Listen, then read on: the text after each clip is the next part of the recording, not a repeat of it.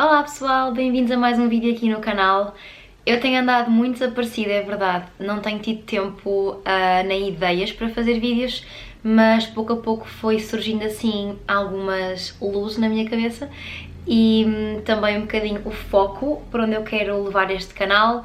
E neste momento há muitas pessoas que me perguntam sobre a minha experiência em Cabo Verde, embora já tenha sido há algum tempo, ainda custa acreditar, mas em setembro deste ano fazem 2 anos desde que nós chegamos a Portugal, portanto já foi há algum tempo, mas mesmo assim há perguntas que ainda me fazem e que já me fizeram durante algum tempo e eu achei por bem fazer um vídeo com as perguntas basicamente mais, ou seja, as perguntas principais que costumam fazer.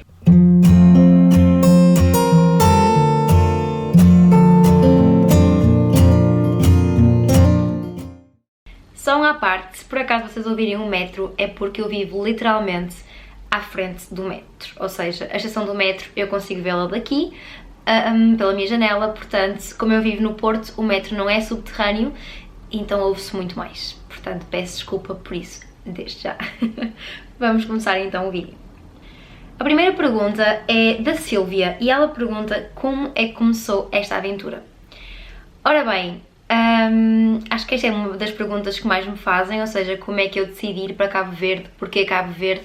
Eu vou-vos ser muito sincera, Cabo Verde caiu assim do céu, não fui eu que escolhi Cabo Verde, no sentido lato da palavra, ou seja, eu estava no segundo ano da universidade, na Universidade do Minho, estava a tirar Ciências da Comunicação e perto das férias do verão, acho eu, sim, um bocadinho antes, talvez em maio, quando estávamos basicamente quase a acabar o segundo ano, eu deparei-me com uns flyers na minha universidade da Faculdade de Educação, eram eles que estavam a promover este projeto e eles queriam 5 voluntários para ir para Cabo Verde durante um mês em 2015, fazer um projeto desenvolvido por eles e em parceria com algumas instituições numa localidade chamada Pedra Badejo.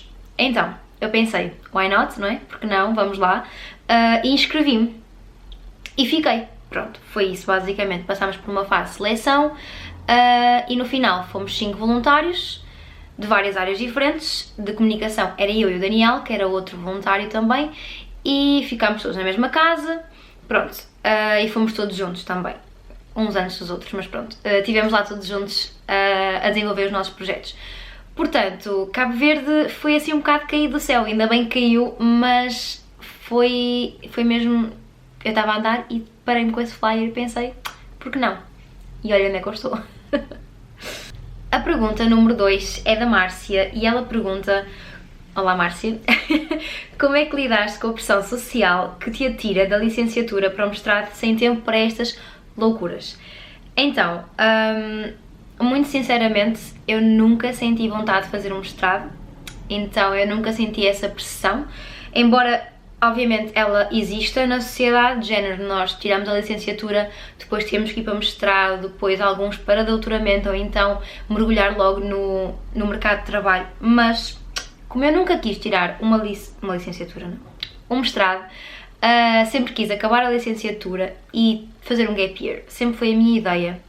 Aliás, eu já queria ter feito um gap year entre o 12º ano e a universidade, mas não deu, também nessa altura nós estamos mesmo muito novinhos e não temos tanto plim-plim para gastar e obviamente os meus pais não iam,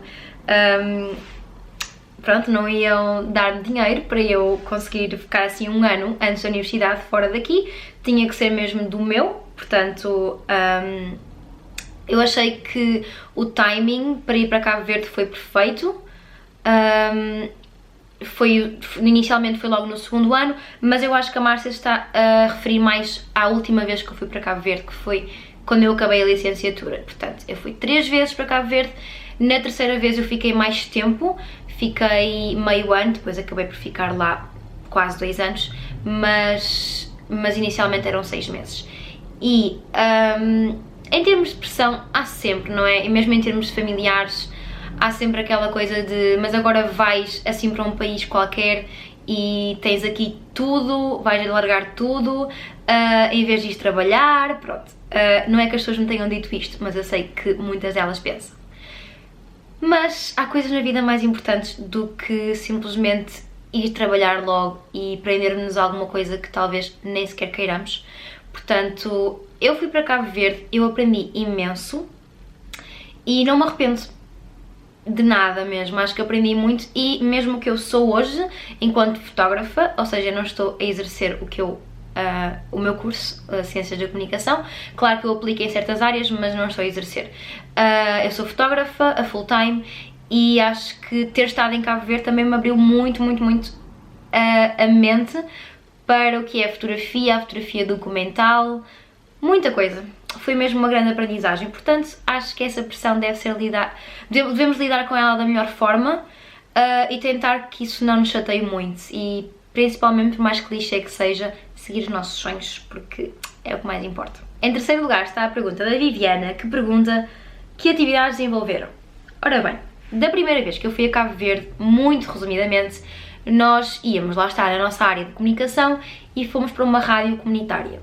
A ideia era, aliás, a rádio não estava a funcionar porque por causa das chuvas houve um problema e a rádio não estava funcional. Então, o nosso objetivo era participar num concurso governamental para conseguirmos apoios e recursos para voltar a dar essa oportunidade à rádio, para ela continuar a funcionar e a entreter as pessoas da comunidade. Conseguimos fazê-lo. No entretanto, fizemos também alguns estudos em termos de rádio, o que foi super interessante para a nossa área, e eu também acabei por fazer alguns workshops com crianças. Depois, quando eu voltei lá, uns meses depois, no ano seguinte, eu fui fazer um documentário para terminar o meu curso, ou seja, o último trabalho do meu curso foi um documentário em Cabo Verde, que é a Minha Terra. Eu vou colocar aqui na descrição o link, porque ele está no YouTube. E a terceira vez, que eu acho que é isso que a Viviana se refere, fomos fazer um projeto chamado Ateliê dos Piquis. O Ateliê dos Piquis foi um projeto feito em colaboração com o ICA, que é o Instituto Cabo-Verdiano da Criança e do Adolescente, e basicamente nós fomos remodelar um centro infantil, um centro de dia, ou seja, quase como um ATL social, onde estavam mais ou menos 50 crianças que todos os dias iam lá fazer os trabalhos de casa, ter apoio escolar, ter refeições e também ter atividades lúdicas. Portanto, nós acabámos por conseguir remodelar o centro, levar todo o tipo de material que era necessário no centro, ou quase todo, e fizemos atividades diárias como ajudar a fazer os trabalhos de casa, preparação para testes, estudo, aulas de português, aulas de inglês, aulas de dança. Tanto nós lhes demos aulas de dança como eles nos deram a nós, que foi muito interessante e muito giro, e jogos tradicionais. Fizemos muitas atividades mesmo. A ideia era dinamizar o dia-a-dia deles e remodelar o sítio onde eles estavam, que não tinha condições naquele momento.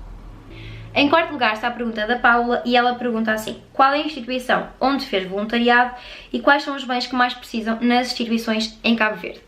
Como eu já vos disse, foi no ICA, aliás, foi através do ICA, não foi no ICA porque eles têm vários lugares em Cabo Verde, em várias ilhas, eles têm vários centros de apoio, portanto não foi no ICA em si, no centro principal, mas foi num dos centros de dia que eles têm nas comunidades. Ora bem, quais é que são os bens que mais precisam nas instituições em Cabo Verde? Isto é muito difícil de responder porque cada instituição tem as suas necessidades e a sua falta de recursos é diferente de outras instituições, mas a nível de infantil, ou seja, a nível infanto-juvenil, eu acho que o mais necessário é material escolar, isso é muito necessário, livros, tanto livros manuais escolares como livros de ler, mesmo de ficção, para todas as idades. Acho que há muita falta disso. Brinquedos em condições e roupas também, ou seja, eu vou dizer quase tudo. Roupas, calçado, roupas frescas, porque é um país muito quente, portanto não vale a pena estar a enviar casacos de malhas gigantes. Nós agradecemos, mas mesmo assim as pessoas andam normalmente de t-shirt e calções e chinelos de dedo, é basicamente isso. Mas claro que sapatos normais, roupa normal é necessária para praticamente quase todas as idades. E eu acho que é isso, basicamente são as coisas principais. Comida, enlatados, é mais difícil vocês enviarem, porque tem toda, pronto, a parte da comida que pode ser fiscalizada, portanto é mais difícil, mas isso que eu falei já é uma grande ajuda mesmo. Vou aproveitar que estão a falar sobre doações para deixar aqui uma nota muito importante, que tanto eu como milhares de voluntários devem sentir isso quando fazem a triagem dos donativos, porque nós acabámos por levar um contentor com vários donativos para Cabo Verde e na triagem que fizemos, porque não foi tudo obviamente, fizemos aqui uma seleção, uma pré-seleção das coisas. Eu não sei explicar o número de cuecas sujas, meias rotas, brinquedos estragados, partidos que havia.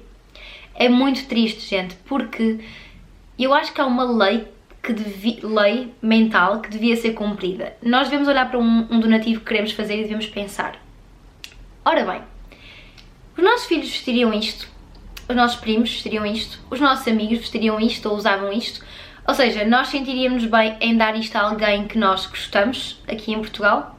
Se a resposta for sim, então enviem, façam o donativo.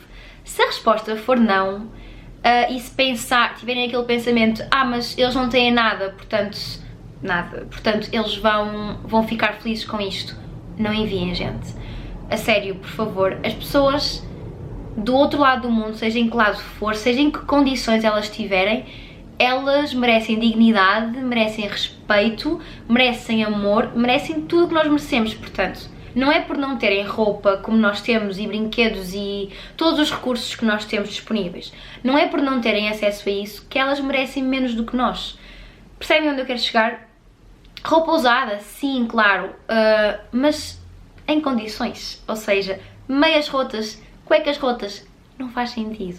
Para além de que roupa interior é um tema um bocadinho delicado, pronto, fazer disso donativo, mas mesmo roupa normal, muita coisa sem nada, sem botões, sem nada, tipo rasgada, não façam isso, gente, a sério, peço-vos, por favor, para terem essa atenção quando vão fazer um donativo.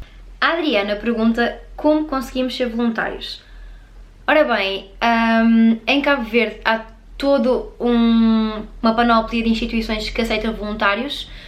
O projeto onde nós estivemos, neste momento não há nenhum recrutamento de voluntários a decorrer, mas se vocês tiverem interesse em fazer parte, eu posso falar com a responsável do centro e pôr-vos em contacto. De qualquer das formas, há muitas instituições que precisam de voluntários em Portugal, desculpem. Em Portugal também há, claro, mas em Cabo Verde.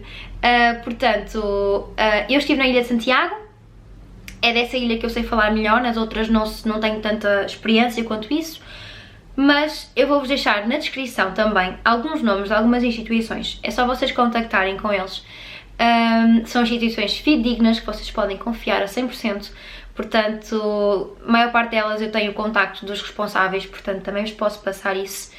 E vocês têm que ver com o que é que se identificam também, ou seja, não fazer voluntariado só por fazer, sentir, ok, esta causa é importante para mim, portanto, eu quero ajudar. E portanto, vocês escolhem vendo a lista de instituições que eu deixo aqui na descrição, tal como também podem procurar online, mas estas são aquelas que eu confio a 100% e conheço as pessoas que estão em frente delas e a lutar por elas, portanto, vocês estão tranquilos com isso. A sexta pergunta é da Mariana e ela pergunta se com filhos pequenos seria possível embarcar num projeto assim.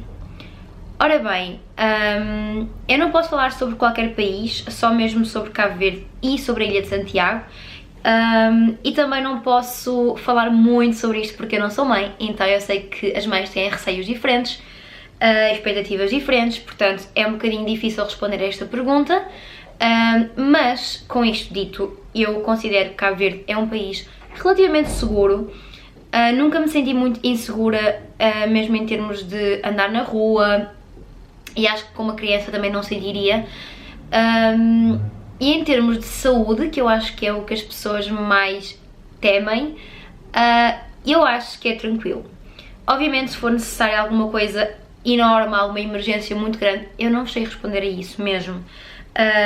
Há hospitais públicos, sim, há clínicas, portanto acho que estariam em boas mãos, a não ser que fosse alguma coisa mesmo terrível, mas isso também pode acontecer aqui em Portugal, não vamos pensar nisso, mas aquelas coisas que é preciso ir a um hospital, ir ao médico, eu precisei de ir em Cabo Verde até algumas vezes e sempre fui bem tratada, sempre achei que eram médicos competentes, profissionais, não tenho nada a apontar. Eu fui uma vez ao hospital público, honestamente não gostei muito em termos de condições e de atendimento, então acabei por ir à clínica privada, até porque para nós estrangeiros fica praticamente o mesmo valor uma consulta no hospital público nas urgências e uma consulta nas urgências de uma clínica privada, então acho que compensa a clínica, portanto eu sempre me senti tranquila, acho que não é por aí, claro que é preciso ter cuidados tipo com a água, com a comida, mas isso toda a gente sabe e desde que as coisas sejam seladas, as embalagens estejam fechadas, acho que estão tranquilos, façam isso. Por outro lado, viajar com crianças depende das idades, como é óbvio, porque muito pequeninos obviamente não se vão lembrar tão tarde, ou, tipo, quando voltarem não se vão lembrar disso, mas quando eles começam a ter uma sensação e uma percepção do mundo em que vivem, acho que é muito importante até levar as crianças nestas experiências, porque elas acabam por conhecer crianças ou miúdos, adolescentes, da idade deles, e começam a perceber que vivemos numa bolha de conforto e que lá fora o mundo não é assim tão fácil como parece ser aqui em Portugal e aqui nas nossas comunidades. Por isso eu acho que é uma oportunidade muito grande de crescimento para os vossos filhos, portanto se tiverem essa oportunidade de os levar, eu não vejo por que não, até pelo contrário. A Helena pergunta então, qual é o tempo mínimo e máximo para este tipo de voluntariado e qual é a melhor altura do ano?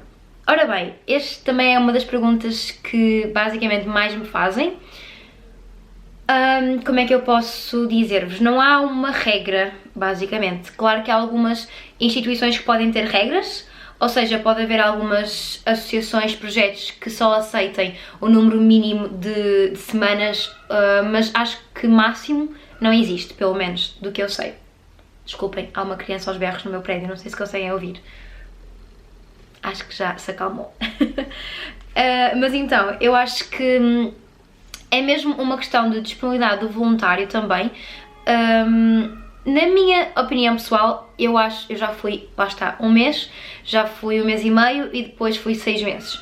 Eu acho que quanto mais tempo estamos lá, obviamente também mais impacto conseguimos ter e mais frutos o projeto consegue ter. Portanto, quanto mais tempo vocês puderem ir, melhor.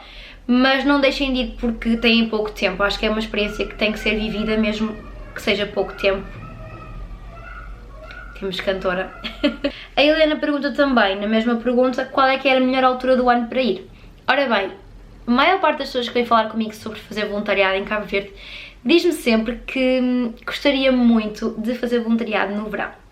Eu digo-vos desde já que essa é a pior altura para fazer voluntariado se estamos a falar de voluntariado com crianças. Porquê? Estas crianças são iguais a nós. Quando nós éramos miúdos, no verão, o que é que nós queríamos fazer? Ir à praia, ir ao parque, ir brincar, estar em casa sem fazer nada, ver televisão. Isso é basicamente o que eles fazem. A não ser que eles não estão tão em casa como nós, ou seja, andam por aí, andam nas ruas a brincar, mas não é propriamente a melhor altura para encontrar crianças num ATL a estudar e a fazer trabalhos de casa.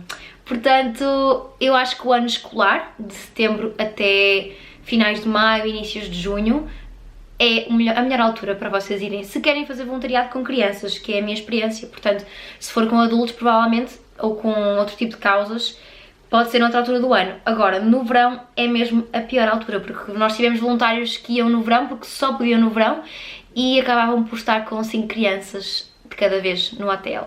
Quando que... até o centro de dia, quando que na verdade nós a partir de setembro tínhamos 40 crianças às vezes, ao mesmo tempo. Portanto, tenham atenção a essa questão, porque depois podem chegar lá e pode não corresponder com as vossas expectativas. A Arabella pergunta quais é que foram os maiores obstáculos e quais é que são as recomendações para melhorias. Ora bem, esta pergunta é mesmo muito difícil, porque eu sei dizer-vos quais é que são os obstáculos, as melhorias eu não sei, porque acho que é uma coisa que já está tão enraizada que é difícil mudar rapidamente e arranjar soluções para isso. Então, para mim, os maiores obstáculos deste projeto foram, sem dúvida, a falta de comunicação dentro das instituições e o tempo demorado que as coisas levam, ou seja, a papelada, a burocracia, tudo o que é necessário. Por exemplo, para nós conseguirmos trazer o contentor de Portugal para Cabo Verde e tirar tudo e deixar tudo no sítio onde nós queríamos, foi muito tempo, muitas horas, muitos dias, muitas idas à alfândega, quando provavelmente isso podia resolver-se tipo num dia ou 2 dias, percebem? É muita burocracia mesmo e uma pessoa começa a dar em doida mesmo quando as coisas começam a não funcionar como nós queremos, mas também é uma das coisas que a Haver nos ensina, é ter mais paciência e simplesmente aceitar.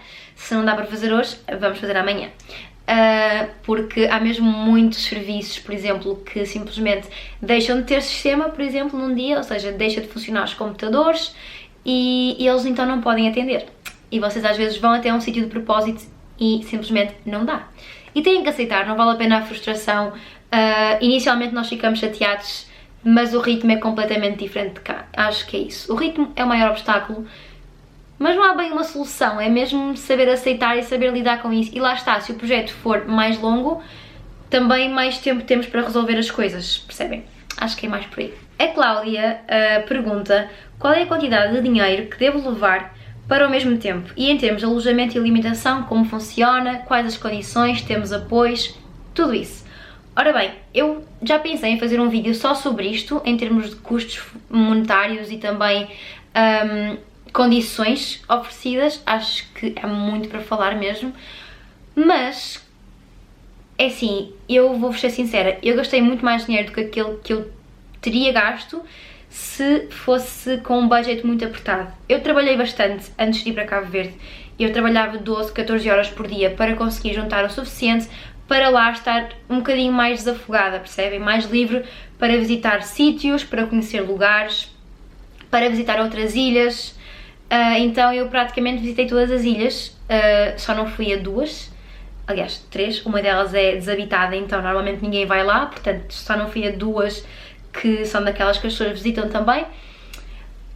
Portanto, eu também vivi a experiência à minha maneira, à minha forma e da melhor maneira que eu sabia fazer, ou seja, sem prejudicar o projeto. Eu fui conhecendo imensa coisa e entrar dentro da cultura cabo-verdiana. Eu acho que isso é importante também, percebem? Portanto, se vocês vão com o tempo, aproveitem muito, levem dinheiro que podem e que conseguem levar naquele momento, mas lembrem-se que não é só chegar e fazer o projeto e já está, percebem? Há mais mundo à volta e é importante, já que vocês estão lá, conhecerem também um bocadinho da realidade melhor e visitar outros sítios. Portanto, em termos de valores certos, eu não sei dizer quanto é que eu gastei para os 6 meses, mas sei-vos dizer que em termos de alimentação foi tudo do nosso bolso. Transportes também basicamente foi tudo do nosso bolso, viagens, tudo. A única coisa que não foi pago por nós foi o alojamento, porque tivemos uma parceria com a Câmara Municipal de lá que nos ofereceu o alojamento. Portanto, aí nós estávamos mais tranquilos, poupámos imenso dinheiro porque não tínhamos que pagar aquela renda mensal que teríamos se não tivéssemos esse apoio.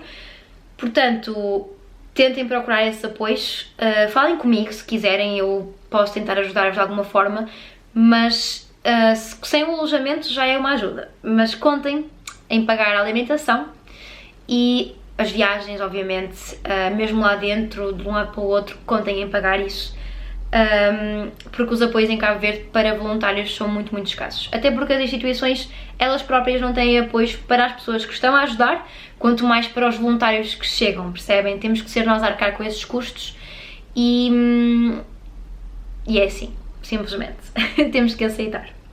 A Sara pergunta de que forma é que esta experiência te transformou. Isto dava um vídeo de 1 hora para aí, mas sucintamente esta experiência mudou-me completamente. Eu costumo usar uma expressão minha que eu costumo dizer que Cabo Verde deu uma volta à vida e a verdade é essa, eu não seria quem sou hoje. Eu sei que isto é clichê, mas não seria quem sou hoje se não tivesse tido estas experiências todas em Cabo Verde. Cresci imenso enquanto pessoa. Aprendi a viver sozinha, aprendi a desenrascar-me, a lidar com situações como não ter água, não ter luz e ter que tomar banho e fazer o comer e ter que arranjar soluções. E eu acho que isso nos faz crescer muito enquanto seres humanos. É isso, acho que cresci muito e acho que essa foi a melhor forma que Cabo Verde me mudou. Foi o meu crescimento pessoal e profissional também, porque depois acabei por trabalhar lá, portanto, cresci, basicamente. Cá estou eu. A última pergunta é da Cláudia e ela pergunta assim: como conseguiste voltar para Portugal e se pensas em voltar para Cabo Verde? Ora bem, como é que eu consegui voltar para Portugal? Eu estive lá 1 ano e 11 meses ou 10 meses, tive praticamente quase 2 anos, portanto já estava na altura de voltar a Portugal. Eu gosto muito do meu país, gosto muito da minha cidade, eu vivo no Porto, sempre imaginei que a minha vida seria aqui, que a minha família seria constituída aqui, que o meu trabalho seria aqui. Eu adoro a minha cidade mesmo, não quer dizer que não possamos abrir horizontes e ir lá fora, mas eu acho que o meu porto de abrigo é literalmente o meu porto, aqui. Portanto, não foi muito difícil voltar nesse sentido em que eu pensei, ok, vamos construir uma vida lá fora, no meu país. Acho que isso não foi difícil. O mais difícil foi despedir-me das pessoas sem saber quando é que eu ia voltar, e isso foi difícil. Os meus meninos do centro, que agora quando eu lá voltar eles estão enormes, de certeza, que até me custa pensar nas idades que eles têm agora, porque eles crescem tão rápido, as crianças. Despedi-me da família do meu namorado também, foi um bocadinho difícil. Essa parte, acho que as despedidas são mais difíceis, mas sabemos sempre que vamos voltar, portanto também não é aquela despedida para sempre dramática, sabem? Ajudou muito vir com o meu namorado para cá. Acho que se tivesse vindo sozinha ia ser muito mais difícil e tê-lo deixado lá.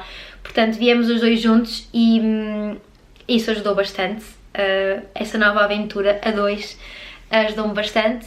E se eu penso voltar a Cabo Verde, obviamente que sim. Nós temos lá imensos amigos, imensa família que queremos visitar.